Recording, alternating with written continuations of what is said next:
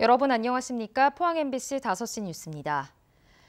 동북아 지역의 크루즈 관광 활성화 방안을 모색하는 국제 포럼이 포항에서 열렸습니다.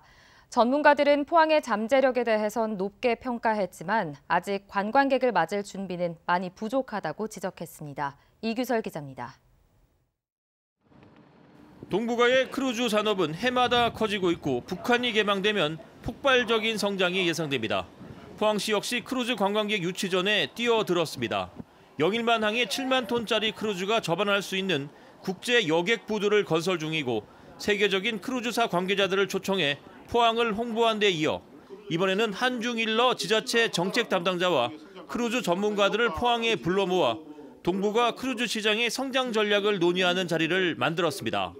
광역지자체의 정책 담당자들이 같이 모여서 학자들과 전문가들과 함께 토론한다는 것은 아마 저희가 볼 때는 그런 좋은 결과를 가져오지 않을까 그렇게 생각을 합니다.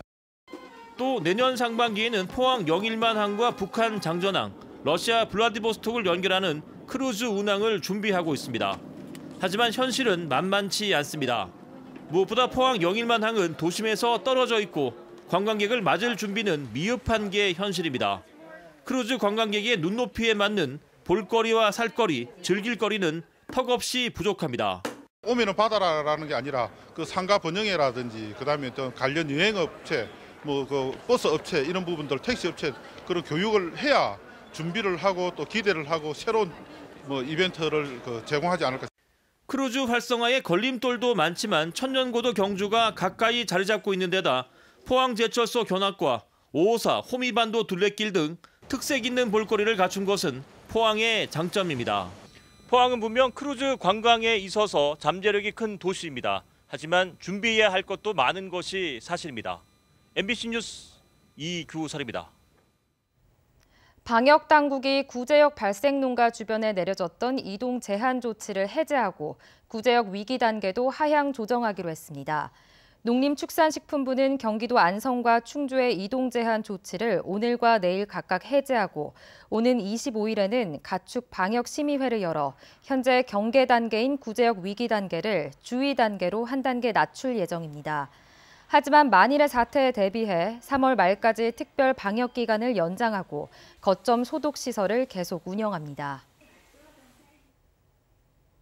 경북도 교육청이 올해 초등학교 신입생들 가운데 예비 소집에 불참한 어린이 1,835명의 소재를 조사한 결과 17명의 소재가 밝혀지지 않아 경찰에 수사를 의뢰했습니다. 예비 소집 불참 학생들은 대부분 해외 출국이나 전출, 취학 유예, 그리고 면제 등의 사유로 나타났습니다. 도교육청은 유관기관과 협력해 미취학 어린이의 소재 파악과 안전 확인에 최선을 다하겠다고 밝혔습니다. 올해 동해안 대문어 산란 서식장 조성 예산이 당초 12억 원에서 40억 원으로 늘었습니다. 지역별로는 강원도 강릉과 동해시에 각각 10억 원, 포항에 20억 원이 배정됐습니다. 수산자원관리공단은 몸을 숨기기 좋아하는 문어의 습성을 고려해 대문어 잠입용 시험 구조물을 바다에 투입할 계획입니다. 포항해양경찰서는 오늘 오전 5시 반쯤 포항 영일만 신항 해상에 추락한 28살 A씨를 구조했다고 밝혔습니다.